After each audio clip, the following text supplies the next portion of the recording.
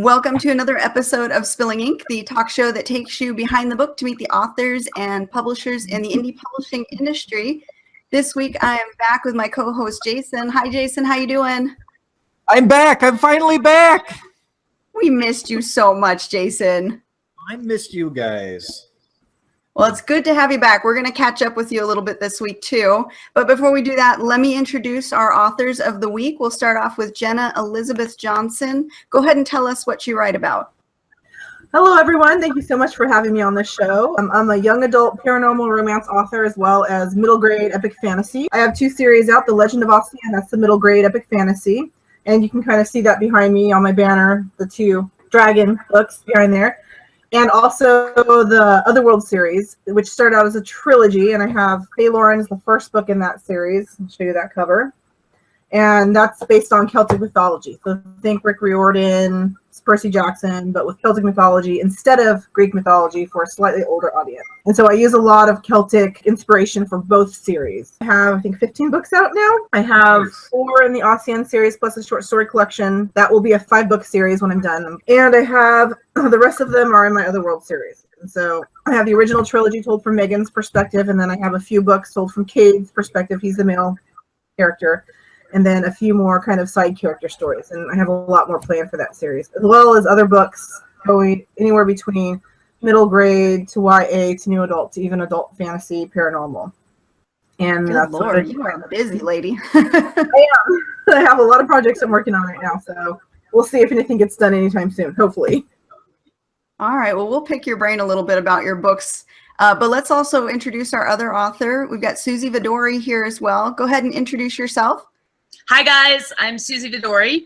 I only have 1 book out so far, but that's just the start. This book is called The Fountain. It is a series. It will be a trilogy. The first book is about a girl who moves from San Francisco to New England to find out more about her mom, who died when she was 10 because her mom had gone to the school. And when she gets there, her reputation precedes her, and the kids aren't really that nice to her. And she finds that she gets really upset. She runs off into the forest, and she finds a fountain, and she makes a wish. And she wishes that someone that she'd met that isn't being kind would disappear or had never existed. And she actually disappears. So when she goes back to school, everything turns upside down because this girl had never existed. And of course, she touched a lot of things. And so she has to find out more about the magic of the school that she goes to and the history of her family. And she meets a boy, there's a romance, and she has to find out all those things to sort of make it right. So it's a lot of fun. And the second book of the series is called The West Woods, and it will be out in spring of 2017. That sounds awesome. Sounds like a lot of fun. I like how with young adult books, you can really explore that whole coming of age, dealing with bullies, just the whole personality shift that happens during those years. I like that. Absolutely, and I think, I didn't set out to make a mean girl or a bullying story, but that's definitely a theme that kids are really relating to, or teens are really relating to. And like I said, I didn't set out to make it that way. In a young adult book, you really want to make it hard for them. Everything has to be hard. Things are certainly hard for Ava, who's the main character in this book. I've always wanted to write books that were set at a boarding school, because I think that's really fun too, the sneaking out at night and the no parents and all of those things. And it's been a really fun ride. This book came out almost a year ago, December 2015. And it was nominated this year, or shortlisted for an Aurora Award, which was really exciting in fantasy and science fiction. So it's been quite the ride. I'm excited to keep going, and I hope, Jenna, that at some point I'll have 15 books myself. So just keep writing. Yeah, pick your brain about how you're doing that. That's a lot. Yeah. Well, just keep writing, just keep writing. You know what month this is, National Novel Writing Month. So how many of you guys are actually participating in Nano? I am. Yeah, you know what? I'm not officially, but I kind of am. It definitely gives me a kick in the butt to see everybody on Facebook and everybody talking about Nano. It reminds me, and I've been doing for the last couple of weeks about 1,000 words a day, and I'm pretty happy with that because I work full time. I have 3 kids. It's pretty hard to get that in, but you just got to have the discipline. And promoting a book, as you know, is also just as time consuming and lots of fun meeting the public and doing things like this, but it also, you got to find that time to sit your butt down and write the rest of the books. So the writing goals is the hardest thing to keep up with. Jenna, do you have a specific evening, routine or writing goal that you get in every night? I'm actually terribly behind on my Nano project this month.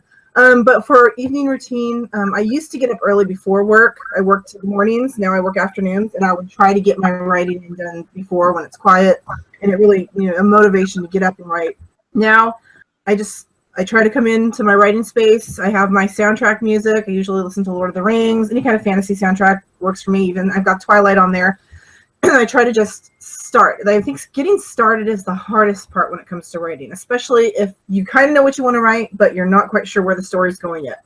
The hardest part is getting started, but once you sit down and start writing, sometimes it'll capture you and take you in. It really depends. Like sometimes I don't feel motivated. I have to sit down and do it. And so I try to have the music, my tea, of course, especially if I'm at home and it's the morning, I have my tea, get me going, like my comfort food. And then I just try to get in there. And right now, since I'm working on 10 different books, like I'm not kidding, I have so many different books. I would say it is easier because I have a lot of material to work with. That's another, I guess, suggestion if you are trying to get your writing in for the day and you're just worried, you just want to get yourself writing. If you have more than one book you're working on, that helps. Because when your well dries up with one book, you can say, okay, I have this scene, I want to expand in another. Absolutely. And so that's just another. Yeah, I do the same when I am working on a couple of different books at once as well. The two last books in this series, one is in the editing phase and one is in the first draft phase. But that's just it. Sometimes when the books are out for edits, there's not much you can do with that. So it's great to have lots of projects. Me, it sounds great to have a quiet spot. I really don't. First drafts especially I do in public places a lot of times, and that kind of keeps me sitting down and entertained. And I could literally sit in a Starbucks for 6 hours and have no problem continuing to write if it's going well. And sometimes when it's not going that well, if you don't have that whole scene mapped out in your head and you know that there's a problem with it, that person's walking down a hallway for 5 pages, you might as well just stop because it's boring. It's boring when you're writing it. You're hoping something's going to happen and nothing happens. Then it's time to stop. But I carry my laptop. I have a small laptop that they don't make anymore. I've been trying to replace it. They now have tablets and things that are supposed to be equivalent, but I don't find that they are. And I keep it in my purse. And if I'm somewhere with my kids at gymnastics or at the rink or whatever, and I have half an hour or an hour, I'll sit down anywhere and write. As long as that chapter is sort of fully formed in your mind, then it goes really well. And sometimes you just have to brainstorm or write notes and until that comes. So it's hard, but early mornings, sometimes late at night, and wherever else in between. When you're writing, do you write from beginning to end, or do you jump around in your book, in your story? So I jump around, and I think that has to do with my personality, but also my books are mysteries that I'm writing, and so they have a lot of tricks to them, and what ends up happening is you think of something later that you have to kind of talk about in the beginning. You go, oh, well, that would have tied in with something I did before, and now that I've got the first book out in the series, I kind of wish I could go back and put more stuff in it, But I jump around. I call myself a quilter. There's pantsers and there's plotters. I'm kind of somewhere between. I definitely I write an outline. I'm an operations professional in my day job. I do a lot of math and a lot of project planning. So I definitely have a map and a plan. But then as you write, it kind of changes. And I find because I have to in the writing amongst everything else that's going on, if I'm in a great mood, I write a scene where the character's like that. If I'm in a crummy mood, then I try to find something where they're super angry. And that's how I do it. Utilize your emotions at that time. Totally, and I think that really makes it more connected. Yeah, and it's more fun to write because it's more cathartic, right? So you kind of get those pieces down, but then what I do is I kind of quilt those scenes together. So I will literally sit down and have a goal to write a scene, and then I have to figure out where it fits, and they move around. Well, I'm similar. I jump around. That's just because that's how the story comes to me. Yeah. And I actually use it, I compare it to a jigsaw puzzle. Just putting together a jigsaw puzzle. That's funny. We should have this conversation because I agree. It is a puzzle, and that's what I enjoy about it because people go, well, you're an operations person, and then you write, teen romance. How does that kind of jive? Well, it totally jives for me because exactly, it's a jigsaw puzzle, and how it all fits together is very satisfying, how it all kind of weaves its way through, and then I'm pretty happy with it. I find that adults also like to read it, especially if they like sort of a lighter romance, because it's tricky enough. And the kids don't always get all of the nuances, There's a time travel element in this book too, because she makes a wish that reverses time. It's not an actual time travel, but because she makes a wish that reverses the past, essentially rewrites it. There's a lot of tricky things that you have to keep track of, so that's cool. Absolutely. Now, Katie, are you working on any kind of nano project right now, or are you just working on various things? I've got a bunch of things up in the air right now. And actually, that was going to be the next question I was going to talk about. You know, for nano, it's 50,000 words in a month, but that doesn't always mean on one story. Yeah. So for those of us out there who are trying to get our word count goal in, but we don't have that drive or that motivation, how do we deal with it and still get the 50,000 words in? Do we jump around from story to story? Do we try and push through that writer's block? And for me last night, it actually took talking with another author and just having a sounding board to help me get through a scene. And then I ended up writing 3,000 words last night, which was really good. Yeah. Wow, good for you. You guys deal with that as well, because if you're on a deadline, you know, even if it's not nano, you know, if your publisher is asking for pages by this day, or your editor's window of opportunity is in 2 weeks and you have to finish the story and get it to them, how do you do with that deadline and still push through a writer's block? I'm pretty loosey-goosey. Fortunately, my editor, she does it part-time. I think I'm her only client right now. And so it's just whenever I have something available for her. NaNoWriMo does help me get that deadline in, and again, I use it 100% for working on what I'm already working on, because usually I already have something I'm working on I need to finish, and I don't feel like I need the motivation like some first-time novelists really need that motivation from that community to get their first novel done. I just need the motivation to sit down and actually write. One thing, I've been in several anthologies with Alexia and Anthea Sharp. She's another fellow indie author friend of mine.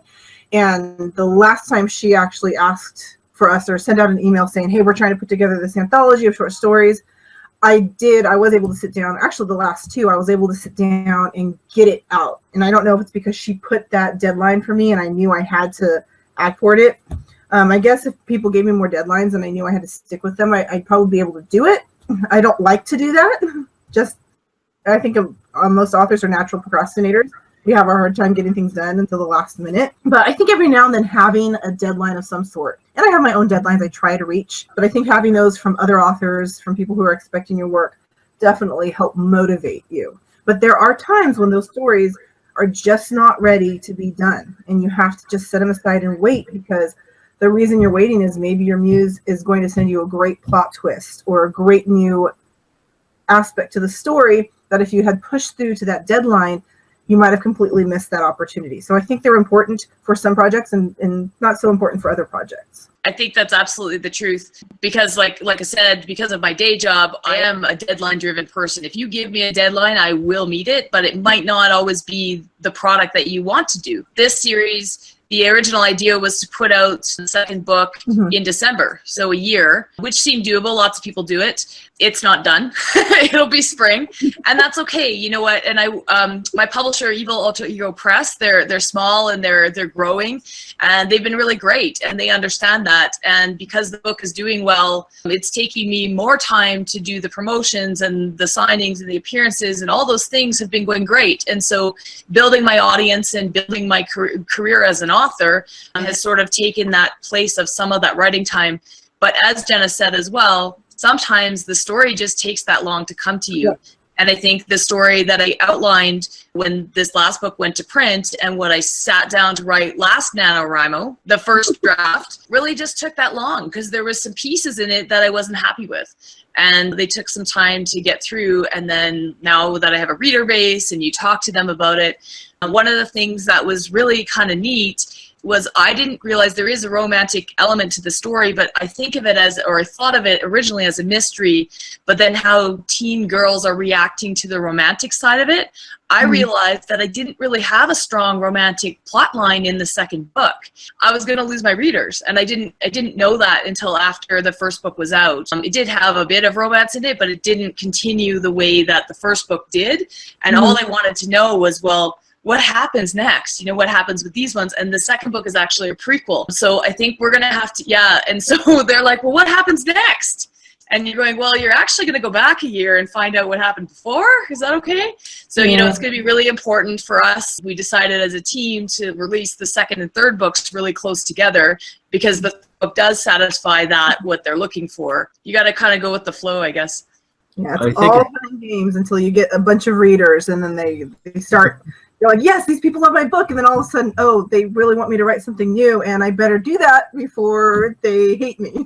So yeah, it's great. It's great having those readers, but then you're all, oh, okay, I better write for you guys because they are so very important, especially for small. I've got parents that I promised, last year. It's like, oh, well, the next book will be out next year, and so I literally have people asking, "Hey, I need to buy something for my daughter for Christmas. When's your book coming out?" And I'm like, "Oh no, now we've delayed it to the spring." So hopefully they'll wait and still be around, and the readership will be even stronger. But yeah, it's all good.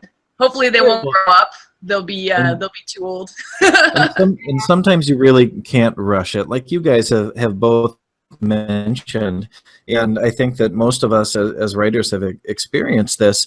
We'll come to a problem of some sort in the book, whether it is a giant plot hole or whether it's something as simple as how are these two characters going to figure out how to make fire on an island, just something. It can be something really simple, and if you try to rush through it, you may get your words out. You may get your 1,000 words or your 2,000 words, whatever you're looking for, but you might not really have the idea in your head just yet. And I'll have it many times where I'll jump in the shower and I'll just kind of zone out in the shower, and all of a sudden an idea pops in my head, and I'm like, oh my God, I have to get out and jot this down on my phone real quick, and then I'll have that for later because you never know when those little sparks of inspiration are going to come to you. And I think that's an important thing for especially new writers to understand, is that we don't always feel inspired. No. We're not always talking to the muse. It's not always feeding us amazing pieces of prose. Sometimes you're just kind of slogging through that swamp of despair and trying to get some words down to keep your mind going. I have a love-hate relationship with National Novel Writing Month, and I love it because so many people are dedicated to getting the writing out, and I do feel motivated. In fact, this is my 4th year doing Nano. The first year I didn't complete it. The next 2 years I completed it. And this year my goal was not to complete 50,000 words, but just to be motivated enough to finish a short novel that I've been working on. And it was really successful in that because I set that deadline for myself. Okay, by the end of this month, you're going to have this darn book done. And I finished way ahead of schedule, so I was really happy with that. But it was one of those where it really came to me in spurts. There wasn't 2,000 words a day and I'm going to hit this. It was, okay, well, if I feel the energy and the inspiration to write 4,000 words today, I'm going to write that, because tomorrow I may only have 500. And you've got to know that that's okay too. Sometimes when you're working on a deadline for a company or a publisher, you don't really have the luxury of sitting back and saying, oh, okay, well, I can take the next 2 days off. You really got to get your nose to the grindstone. But yeah, when it comes to writing time, whether it's for NaNoWriMo or if it's just in your daily life, I really like Stephen King's advice, even though we talked about Stephen King's a few episodes back, and he always comes up. Yeah, he's impossible to ignore in the field, but he said, find yourself a block of time in a space somewhere in your house and defend that time jealously. And that's 100% right. My house is crazy all day. I have 4 dogs, 1 cat, and 4 children. My block of writing time is after the last kid goes to school at 8:30 in the morning till about 10:30 or 11 in the morning. I've got that time where I can, come down to my office here or huddle up on the recliner with all the dogs on top of me and write for 2 hours. And I do my best to try to hit 1,500 words. That's always my goal. But unlike some people, I don't do it every day. There's days that I have other things I have to do with the day. So if I get 3 days a week, 4 days a week, I consider myself really fortunate in that, because okay, well, at least I'm getting words down there. So yeah, having a routine is great, but just knowing that it's okay for you to be able to block off that time for yourself, I think is what's difficult for busy parents or people that are in the working world, which most of us are. It's okay to have 2 hours out of your day or 6 hours out of your entire week that's just for you, and you just do your writing. Even if you never publish a word of it, You know, it's okay to have that time. I don't know. What do you think, Katie? You never actually told us what you were working on. What's your word count looking like? Well, my word count's all over the place because, like I said, I've got so many projects that I'm working on.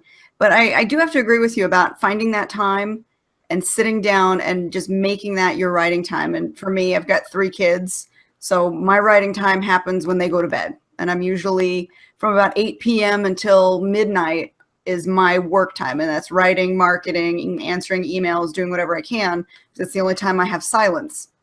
So you have to set aside that time. You have to dedicate some portion of that time too to just getting the words down. It's, you know, it's an exercise, it's a routine.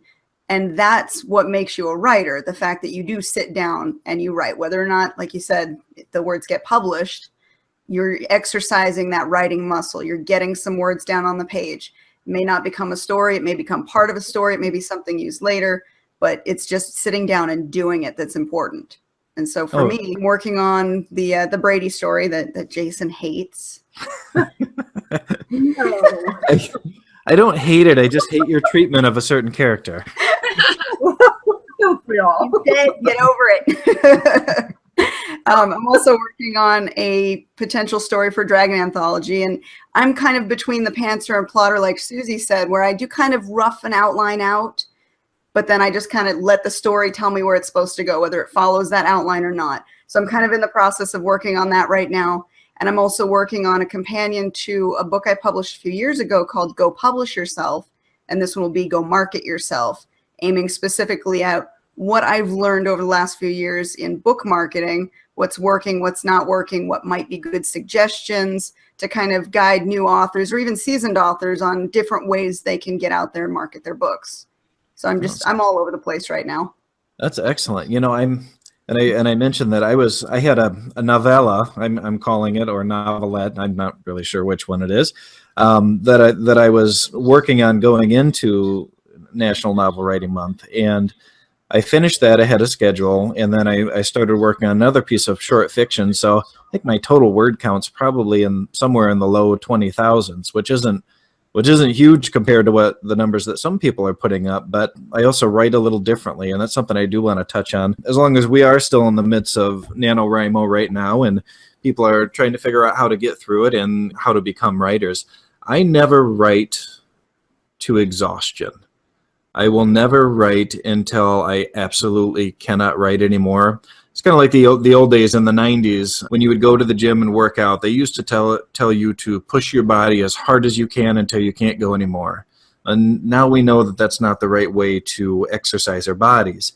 And I also feel like that's not really the right way to exercise our minds either. When I will sit down to write, I might not have a scene in mind when I get going, but invariably I'm going to come up with something. You know, I usually hit a lull around 500, 600 words where I really get stuck, and then I just blast through that, and by 800 or 900, I'm back in the flow again. But I will always stop once I finish the scene I'm working on. I'm okay. Well, you know, I'm really happy with this, and this is what could happen next. But before I write that, this is what happen next. I'll think about the next day, and if the next day I know is a day that I have that writing time set aside, I'll wait until that day to start on it, because I find at least that it's a lot easier to pick up and really get into a groove if you've left yourself that little bit of a cliffhanger, that little trail of breadcrumbs to follow back into your story. Because sometimes if you're starting a new chapter or starting a new book or a new scene, you can get that little bit of a blank where you're, you know, staring at the blank page, so to speak. And that can be really intimidating, even for authors that have written many books. So, you know, my advice is, you know, you guard your writing time and try to get your words in there, but also don't write until you can't do it anymore. Leave yourself a little bit of a trail to follow that next day. That way you can get right back into your story and get some more words written. I totally agree there. When you're writing, the most difficult thing, if you don't set aside time every day, or at least very frequently, it's very difficult to go back into that chapter or scene or whatever it was, or to figure out where that scene even fits back in if it's been a week or more. I also travel a lot for business. You know, sometimes it's been time and you haven't picked it up and you have to read it all again. It's much better if you can just set aside that time every day or a couple of times a week and make sure that you keep writing. But I love the suggestion to leave something I never want to run out of everything, because then you don't want to reach that dry well at the end of your writing session, because then you don't feel like you accomplished something. You know, when you're happy with it, it's time to walk away and put it aside until the next time, right? What do they say? Quit while you're ahead. And I agree with that. Pat yourself on the back. Give yourself a pat on the back, and off you go, right? No, I do that a lot also, where I'll be writing and I want to keep writing because it's there, but I thought, okay, I need something. And I never even realized I realized I was doing it, but I never had a name for it until you just mentioned the breadcrumbs, the trail of breadcrumbs. But I want to go back to what you're saying about never write to exhaustion. And I've actually done that several times. And every time I finish a book, I don't know about the rest of you, but every time I finish a book, I am mentally exhausted and I cannot do anything for a week or two. I really, I've tried. It's more like a month for me. Same here. Yeah, no, I'm being generous on my side. I don't want to admit how long it really does take me to get my mental capacity back. I remember when I was writing Phaleon, it's a short story, just a quick back and forth between the male and female characters that take place after the first 3 books in the trilogy. And it was part of an anthology that Anthea was putting together with us. And I thought, okay, I'm going to do this. And I was inspired, and I think that story was just ready to be there. And I've been thinking about writing a follow-up for a while because my readers, well, what happens after the books? And so I'm going to whip this out. And I did. I wrote a third, I think it was around 30,000 words in a week. Wow. Or 20,000. It was insane. I was writing 7,000 words a night. And I was exhausted after finishing that. And I've never done anything like that before. But the story was there. I had a deadline. I wanted to get it out. But I was so mentally exhausted. It's when you walk around in real life and you're walking and you do stuff like try to open your door with your key fob from your car. You're like, oh, this opens, like click it. Oh no, this is for my car, not for my house, the door on my house. That sort of thing happens. But yeah, leaving the breadcrumbs is definitely, I do enjoy that because then it gives me something to look forward to. It makes me want to come back to the story. But then again, there are those times where you do just sit down and you go through, I call it a writing rampage. Yeah. I go through reading rampage, I go through writing rampages where I will sit and I will write like crazy because the story's there. And then, oh, the well has drained, time to let the creative flow fill back up. And then that's when I'll do stuff like reading or marketing or working on my marketing materials, that sort of thing. And so it usually fluctuates. And I can't find a nice balance. And I think that's just the type of writer I am. I mean, I struggle. I think I need to be working on stuff, but then I just can't get myself to do it because I'm so mentally drained from before. And my creative conscious has to refill. I don't know if it's like that for you guys or if there's a different way that you go about it. Well, I totally can understand that. But I will tell you, though, that, you have, what, 15 novels, you said? 15. They're not all full-length novels. Okay. There's a few short stories, but I have 15 books. Oh, okay. So 15 books. I would say that, however chaotic and exhausting your process might be, it's clearly something that you've adapted to work for you because you're making it happen and you're working it. And we all work differently. We've got to go with what's going to work best for you. But I think it's good to understand that you're not going to be like James Patterson, or you're not going to be like Katie Salidas or anyone else. You're going to write like you. And so no matter what advice we give people, just remember, don't beat yourself up too much. Try to get your words down. And for goodness sake, if you need help, ask for help. Ask another author, ask a reader who likes your genre. Say, hey, I'm stuck on this. What do you think? And I do that all the time. Just the other day, we were driving down the road and I told my wife, hey, I need a story idea. And within 10 seconds, she had rattled something off and it was crazy and disturbing, and I'll probably end up using it. But sometimes other people may not be writers, but they still have these ideas bouncing around in their head for a story or a character or a love scene that they'd really love to see. And don't forget them. Yeah, absolutely. I'm lucky. I've got my tween kids as beta readers. and they love to get involved. So yeah, if I get stuck, I mean, they love to come up with things that make life hard for the characters in my books. They often name them. I find that they come up with fresh new names that, you know, I don't really think of as typical. And they also come up with a lot of the activities that, like the physical plot points that happen to the characters sometimes are invented by my children. You know, they don't think it all the way through and come up with why and all those things, but they like to come up with pranks and see if I can fit those in somehow. And that's interesting because I don't really heavily rely upon outside sources the way that you do.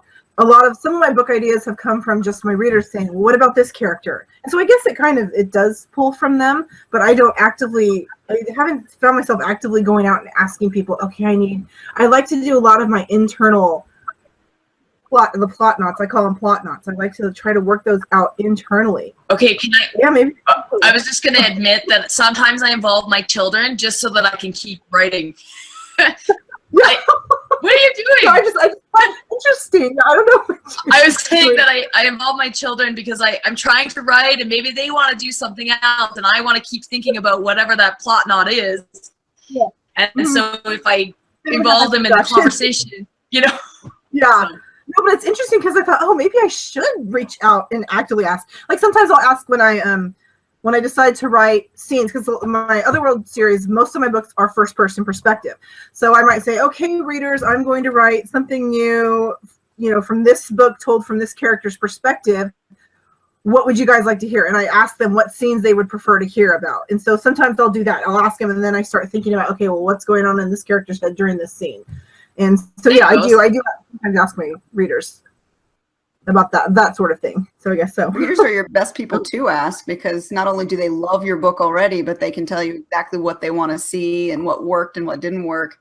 I definitely rely on my close reader group when I present ideas to them, and they beta read for me and they tell me what works and what doesn't. And, you know, relying on other authors too, you know, reaching out to another author and saying, hey, I'm stuck on a story. I did that last night. I've been hitting a wall with the story that I've been writing for Brady, and I couldn't figure out how to get past it. So I called up one of my author friends, sent over a quick synopsis where I stopped at, and they helped me work through and figure out what should happen next and how I can go about, you know, vindicating Rachel, Jason, so that people aren't suspicious of her. There is no vindication for Rachel. Well, and Katie, didn't we discuss it on the way back from Phoenix? We did discuss a little bit, but I was still stuck. I hit that point where I couldn't figure out what was going to happen next. And so, you know, I just reached out, and one of my friends on Facebook was online, and I grabbed him and I said, okay, here's what we're doing. Here's where we are. I need help. And what happens next? and they picked it up and they helped me. They you know, helped me work through some ideas, and we figured out what worked and what didn't. And I said, okay, thanks. And I wrote 3,000 words after that. Woohoo! That's awesome. Can I ask you guys, Jenna and anyone else who's written in a series, find it easier or harder to write the next books in a series? Because I think from my perspective, I assumed it'd be easier. The characters are already written and the world is already set. And I found it was much more difficult because the characters were already written and the world was already set, and you had to come up with new things to make it, right? Without being boring. You can't tell that same story. And so I'm just interested, because you've got so many series, Jenna, and anyone else that has written series, what you think. I guess we'll talk about the Otherworld series. The Ocean series is still going on. It was my first book of my baby. And so I kind of had an idea how it was going to end. Otherworld series, I originally meant to write a trilogy. I was going to write a trilogy and I was going to be done. I took a break from the Ocean series to write. I did manage to write it in a year, the first 3 books, which is just because the story was there. Again, it got out. But I find it easier to write in this world now because everything's already established. But you still have to make those characters more complex. I find myself really starting to show the complexity of my characters. In the first book, Megan, my main character, she's the typical teenager. She's kind of wishy-washy. When I get negative reviews for this series, a lot of people don't like Megan because she comes off as a weak character. But by the end of the 3rd book, she's a very strong character, in my opinion, and in some of the readers who've continued on the series. And she's growing into an even stronger character in the future books I have her in that I'm picturing right now. I haven't completely written them, but I expect to expand on her character and on Cade, the male character, as well.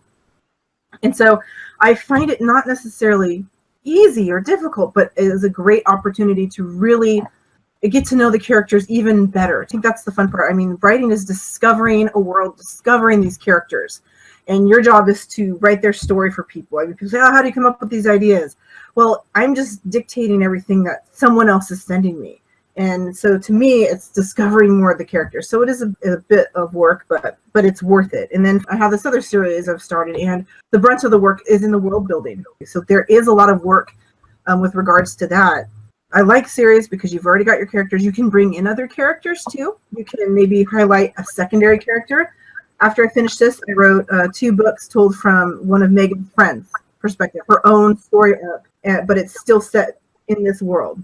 So you can do that as well. So, yeah, I would say it is work, but it's also, I think, discovering the new characters and discovering new things about old characters. What's really neat is when you write those later books, like I said, the first book's published, the second book is on its way, so you really can't be changing everything going back, but there's pieces there that you can pick up that you go, wow, I didn't even plant that there on purpose, but it's already there, and so that's kind of neat. Oh yeah, totally happened with the Otherworld trilogy.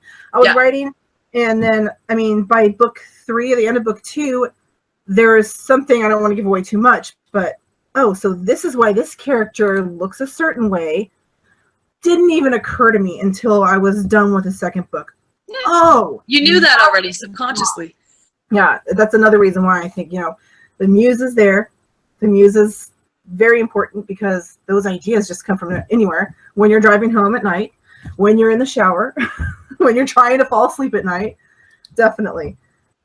But yeah, it's very, I mean, series are great because you do discover so many new things and so much about your characters as you and that's why, especially writing in young adult, really series are important because the kids will digest books in a much faster rate. They've got a lot more free time, and they expect that, and they want to stay in that world. And so, it makes a lot of sense to write them that way, and that's what they're looking for. And sometimes you have to write more of them so that they want to pick them up, because I do have teens that say, hey, I really want to read your book, and I wait till they're all out. Yeah, but also, and the big thing too is you can't always tell the entire story in one book. I mean, books can only be so long, and you need the rest. You need more space to tell more of the story. Absolutely. So building the world for a series it's kind of like you're constructing an amusement park with your first story.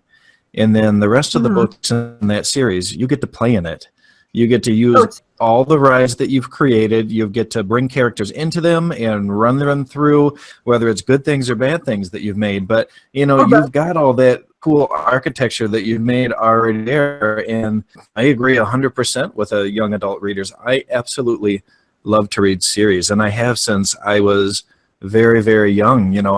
I would pick up a book at Walden Books or whatever it was called, the one that was in the mall, and I would look and see if there was other books in the series, because as a teenager, you feel like your time is very, very precious, and I guess in a way, all of our time is precious, and you don't really want to waste it on stuff. So I would go and I'd be like, okay, well, there's 4 more books in this series, about the Dragon Master or whatever it was, so I'll go ahead and start the first one, because then that you can spend 3 or 4 months lost in this world. You're planning ahead. Yeah, and it's fun. And not everybody's like that, of course, but, I was a big Pierre's Anthony reader, and he writes all fantasy. And one of the most cool things about his series is that no matter where you picked up that series, whether it was book 1 or I don't know how many he wrote. I mean, I think he wrote like 20. But anywhere in that series, you could pick up a book, even if you hadn't read from the beginning, and you could be brought into this world, and you would understand, and you could enjoy it. And so I guess that's a question that I have for you, Jenna, is writing a series like that, how do you, not necessarily recap, but how do you reintroduce this world to readers without completely going over what you did in the first book? How do you introduce a new reader if, say, they picked up book number 2 because somebody gave it to them? How are you continuing this world so that it still feels vibrant and rich, without bogging yourself down? And avoiding the Harry Potter syndrome, which is, each book got bigger and bigger and bigger because they did just that. They recapped at the beginning, which is great. I love Harry Potter, but how do you avoid that? Well, and that's the thing too, is that for I'm so sorry, Jenna, No, go ahead. interrupted you again, but no, your new readers will love that. They'll be like, okay, I just picked up the Order of the Phoenix. It's 80,000 words, but now I understand the world of Harry Potter. But Yeah. for the readers that have read the other 5 books leading up to it, they're going to be bored out of their mind recapping all this stuff. So how do you do it? Typically, for my books, within the first chapter, I will do a quick recap. I try to jump into the story. I don't always necessarily succeed in doing that, because jumping into the story is usually a great way to start.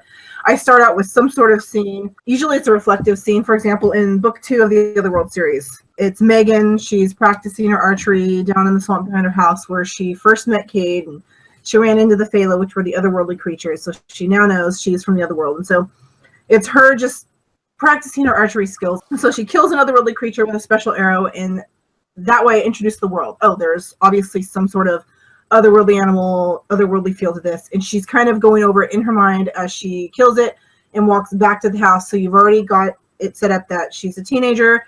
She is not really human. Else from the other world that she is acquainted with, and she is able And she likes to kill animals. Well, and she kills these otherworldly creatures that are killing animals in our world. So we know that there's some sort of evil faction. And so I kind of try to weave it in just little bits and pieces. And it is definitely set up to continue from the last book, but you want to have a little bit of recap. Not necessarily a ton, but just a little bit of recap. I do that with my Ossian series as well. I'll do a tiny bit of recap of not necessarily the entire book, but maybe what had happened at the end of the last book to kind of get things rolling. I can't really say personally if that's a great tactic and that it covers everything, because I know the story so well. You'd have to ask, I guess, my readers. And I think some of my friends actually took my second book and they thought, okay, I'm going to try to give this to someone and see if they can read it without having read the first book. And I think they said that they were able to read it and fight and kind of keep up with what's going on. Yeah, and I wrote a book called Pathosis, and then the sequel to that was called Deranged, and I really was torn on whether or not to do recap, because I have mixed feelings about reading them myself. Typically if I'm reading a series, I have been so impressed with the first book that I'm chomping at the bit to get to the second book. So I already know everything that happens. I don't want to slow down. I don't want to read that recap. So what I ended up doing, that within the first 20 pages of the new story, I kind of added little tidbits in, interspersed the passages and the dialogue that kind of hinted at the things that happened in the first story, because I didn't want to flat out say, okay, she did this, and this is what happened. So I just tried to weave it in there a little bit, make it as clear as I could without sounding like I was just dumping that info on the readers. But I like that way of thinking of it, where you kind of have to read between the lines and, okay, well, I know something happened. I have a pretty good idea of what it is. But that way also, if someone is new and they've actually just picked up book 2 without reading book 1, they can still go back and be entertained without having the whole plot line, spoiled for them, so to speak. So I like that thinking. Yeah, if you could do a quick few sentence synopsis of the character reflecting, oh, I'm here now, but 3 months ago, my whole life got overturned. Almost elevator pitch synopsis in their own mind, and then maybe sprinkle a few things here and there that kind of bring readers back. And a lot of the books I read, the authors that I really enjoy do a great job of doing that. Where they will they start a scene, like an action scene or something, to bring you into the story, and then they kind of do not an info drop, but they'll do a quick short synopsis, or 3 months ago, or this happened because 3 months ago this happened, and that kind of does the quick what happened in the last book, so the last book, and then they just keep going from there. So it's a smooth transition. Well, and especially if you have characters that are carrying over from one book into the second book. Like I'm thinking about writing a story, actually picking up on another author's work, kind of an injustice that was done. It's going to be about this guy named Ned, whose brother Craig was married to this really evil woman named Rachel, and she took off on him, and Craig ends up going to find her to bring her home safely, and he was murdered by these 2 guys that Rachel had convinced that he was abusive So this story is going to be about Ned and how he gets his revenge on these other people. Uh-huh. But it'll all kind of tie together, and there's going to be some werewolf stuff. Werewolf. It'll be good. Yeah. Great story, Jason. I can't wait to read it. If you haven't read Katie's Brady story, you should read it, and then you'll know what I'm talking about. All right. Yeah. No, I haven't, but I plan to. So all good. We've been needling each other back and forth about this because he was one of my strongest beta readers. He had very valid points on the story, but Which I he kind of ignored. throw it back at him. She told me, give me some advice on this. I need some help. And then when I gave it to her, she said, oh, well, I've got to send it in tomorrow, so I'm not going to change anything. Well, you took too long to read it, I guess. It's part of an anthology that I had to submit. I was under deadline, and I had to submit, and there was a word count deadline for it too. So I'd hit the word count. I had written the story to where I was satisfied that it had a happy for now ending. And I sent it to the beta readers telling them, this is only half of the story. There will be more of the story later. I've got to expand it, but I've got to get this in. Is this good enough for now? So I'm going to expand it. I'm going to clarify what happened and why the bad guy was the bad guy. I had no idea what was going on. There was no recap. You needed the recap. There really you needed wasn't. like that paragraph of recap there, right? It actually did need that. When I first sent out The Fountain for a beta read, the whole premise is that she makes a wish. I told you guys that she makes a wish and it reverses time because she wishes that the girl had never existed. And so people literally were halfway through the book and didn't understand that the wish had come true. And I was like, okay, it's on the back of the book, but they read it, right? And so what I ended up doing was not a recap, but I ended up doing a prologue, which I don't call a prologue, and nobody should ever call it a prologue, but which is a synopsis of the actual moment where she finds out that her wish has come true at the beginning. Kind of like a flashback, maybe? Yeah. Well, no, but it's a fast forward, right? And we actually struggled with the publisher, and I struggled with it, and then we just ended up calling it Chapter 1. But because they wanted it to be a prologue, and I kept saying no because, when I worked with actually 3 publishers before decided which publisher to actually publish with. One of them was decidedly against having a prologue of any kind. And he kept trying to send it to people without the prologue to read, and they were like, I don't get it. So I'm like, it needs the prologue. I think if the story requires one, especially if you're writing in a magical realm, a high fantasy realm, or a dystopian realm, you kind of need to set the scene a little bit. It literally didn't work without it. And, like I said, people kept trying to take it out, but I said, look, I've tried it without it. It doesn't work. Do you go ahead and try it again? And no, it didn't work without the prologue. So it's actually great because it's a great reading piece as well.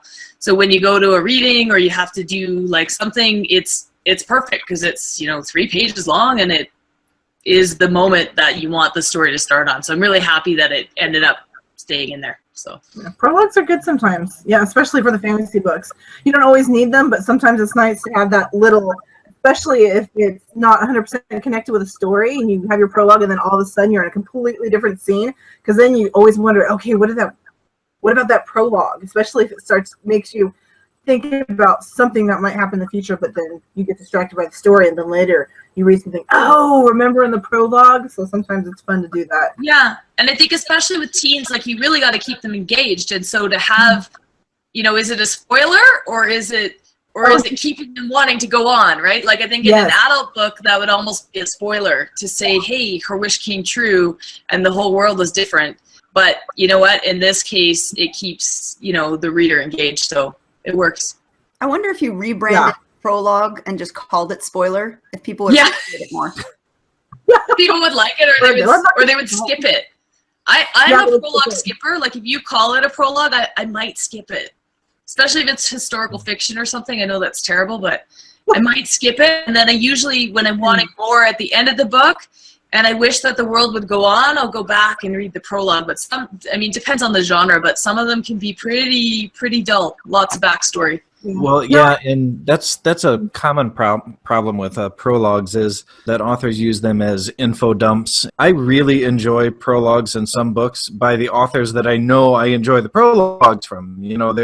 certain authors, Clive Cussler, James Rollins, and at times a few others, that will start out their novels with a prologue that's actually an event that you have no idea how it's important. It's just telling you an event maybe that happened 100 years ago. Maybe it was in a foreign land. And then later in the book, that comes back into play, and you're like, oh, shit, I finally get it now. But Yeah. it's always the ones that are the best, I feel like, are prologues that are maybe 5 or 6 pages long, and they actually tell a little mini story in themselves, you know, whether it's a synopsis or something, you know. It's got to have that story, a miniature story arc going into it, so that you feel satisfied when you're done with it. Then you can get started on that novel, and they don't all need that. It's got to be exciting, It and does. it's got to be as exciting as the rest of your book. It can't be, Yep. you know, 100%. historical. Because if you're boring your readers with your first few words, chances are they're not going to keep reading that book. And it is so important that even your first sentence of your book is just something engaging. You know, even if you're just talking about what's happening in the room, you got to remember that you really want to put your very best writing right out front, so they know that, oh, okay, this author's going to take me somewhere good. You know, I'm going to go on this ride with them. I'm going to trust them. And in a world where you can access hundreds of thousands of books now for $1 a piece, and many times for free, you know, that's an important thing, because if I start reading something and in that first page I'm like, I kind of feel like this is crap, I might just set it down and pick up one of the other 3 dozen free books I have on my Kindle. You know, and that sounds kind of crappy, you know, coming from another author, but let's be real here. You know, if you don't hook them right off the beginning, you're screwed. You know, Totally. That's it. That's all you get from most readers. If you can't hook them, you're done. Yeah, you're done. Well, I have prologues and epilogues for all my Ossian books right now, and the way I do it is that the prologues and the epilogues are told completely separately from the rest of the story. So the prologue for the first book is a scene that happens, and it kind of, I was thinking of what Jason was saying about how it having its own kind of little story arc. It kind of does. It sets up a mystery at the very beginning. It is maybe 5 or 6 pages long, and it kind of does the whole, oh, this is what's going on in this world, and then it jumps in hundreds of years in the future where the story actually starts. So it's kind of like this kind of setup to kind of give readers the idea of what's going on. And then at the end of that book, I believe my epilogue is told from a different character's perspective, kind of reflecting on what's going on in the story, because I have that whole backstory mystery stuff going on. And the same with the next book. The prologue takes place with another character somewhere else, and then I start the story up again, and then the epilogue again is told from a different character, like I think the villain's perspective or something like that. So I do have the prologues and the epilogues, and it's more for kind of not necessarily tying the story up, but for kind of doing a quick glimpse of what's going on outside of the main character's sphere of knowledge. Awesome. I actually have epilogues in all of my books. They've yet to be published because they get cut, but they will make great, you know, short stories or extra deleted scenes, because they are standalone, and I do the same thing where they're from somebody else's perspective, because, you know, you write this whole story, and I do it's third person, but it's really close. Like, so there's so much else that happens that you can't explain because your character doesn't know that, And in the first book as well, something that ended up getting cut that will be published at some point to my readership is the whole storyline about how the fountain got there, and the founder and the magic behind it, and from the founder of the school's perspective, and how that happened. And that'll be the extras on the DVD set, and those are awesome. Exactly. Yes. Exactly. And actually using your extra scenes, your deleted scenes in something like a newsletter as an exclusive for your fans that are following you is a really great way to kind of pay it forward to them and keep them engaged with you. Absolutely. See, that's a problem. And that's a problem with the indie authors. Like, I can cut stuff, but I don't have to. Yeah. So sometimes I won't cut anything at all because it's hard sometimes to get rid of that stuff, but I did have to cut a lot from my latest Ossian book. It was way too long because CreateSpace does the page limit. Yeah, there's a page number limit. Right, that's the expression. Kill your darlings, the ones that you love. You have to kill them. I mean, sometimes you must kill all your darlings. Kill them. Like 600 something cow. pages. Yeah, it's over 650 pages, and so yeah, I kind of have a page limit. I think it's like 730 or something like that. Well, I can't have it because the 5th book I'm sure will be just as long, if not. Okay. And so I have to limit this to the page count, guys. I'm sorry. Well, and Well- I think, yeah, page count wise from a printing perspective too, right? Becomes too expensive to print. Yeah. Oh, absolutely. Especially, Yeah. I'm in Canada, and so right now most of the printing is actually done in the States, and so the publisher's looking for different options. But yeah, it definitely comes into play because our dollar is really weak. And you hit it right on the head there too, Susie, with the "You must kill all your darlings." And I actually, well, we'll see if you can see it. Probably not, but I actually have that tattooed on my arm right in here. Love it. But no, that's a great line, and a lot of us have heard this line before. You must kill all your darlings, and at first it sounds a little creepy, like you're out there, killing your girlfriends or your kids or something like that. But what the many great authors that have echoed this quote are trying to say is that you have to be willing to cut things. You have to be willing to change things, and you have to be willing to evolve to make your art and your craft better. Even if you're absolutely in love with something, at the end of the day, if it comes down to it, if it's not right, you get rid of that shit. Yeah. And it's gonna hurt. It's gonna suck. But you know what? You sometimes. just gotta do it. All right. What's Well, not that's working. actually a really good ending point. We've hit our time limit for the show for today. I want to say thank you to both of you guys for showing up, and thank you to Jason too. You saved my Murphy's Law day. Woohoo! Yeah, well, thanks for making it work. Thanks for hosting. Yeah. Great to meet Jenna, and yeah, that's awesome. This has been a great conversation. You guys are awesome. I like that each of you can bring a different perspective to it.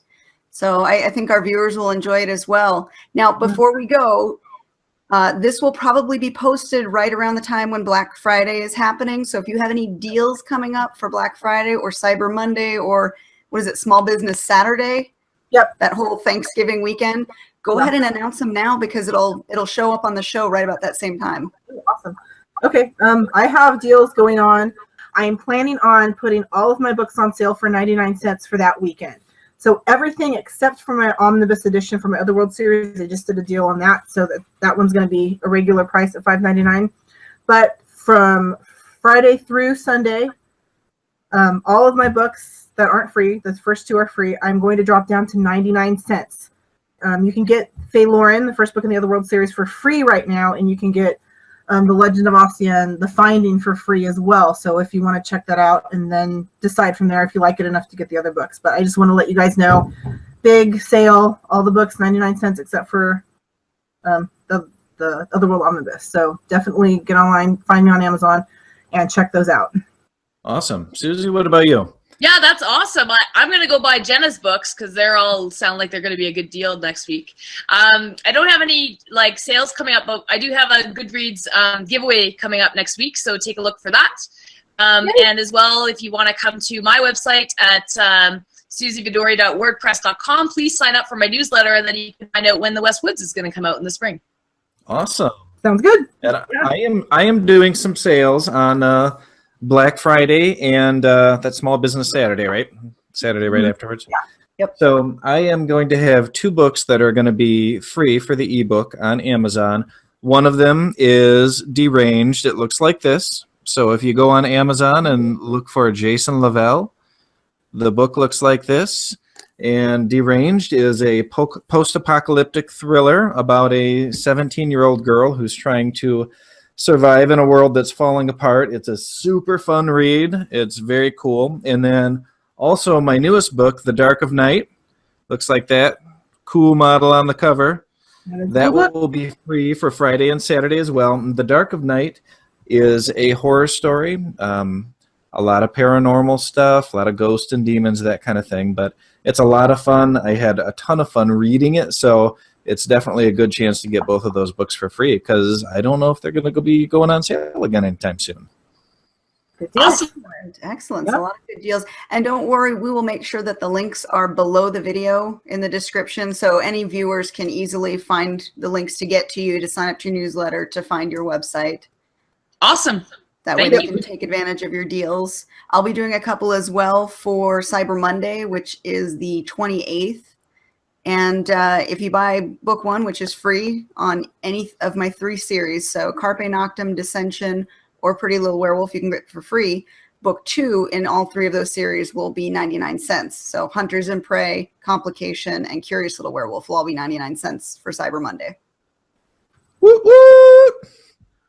And we'll Wow, I gotta get on that, guys. We'll Yeah. put the links in the bottom. But again, thank you guys so much for showing up and chatting today. It was a pleasure talking to you guys. Thanks for having us. Yeah, thanks. We'll Great to connect meet then. you guys. All right. Thanks for watching, you guys. And we will actually be off Thanksgiving weekend, so we won't have a show until the first weekend of December. But we'll be back with more authors to introduce you to and some more writing tips and tricks. Bye, guys. And more me. More me. And more Jason, because we love Jason so much. Yes, of course. Good night. Night.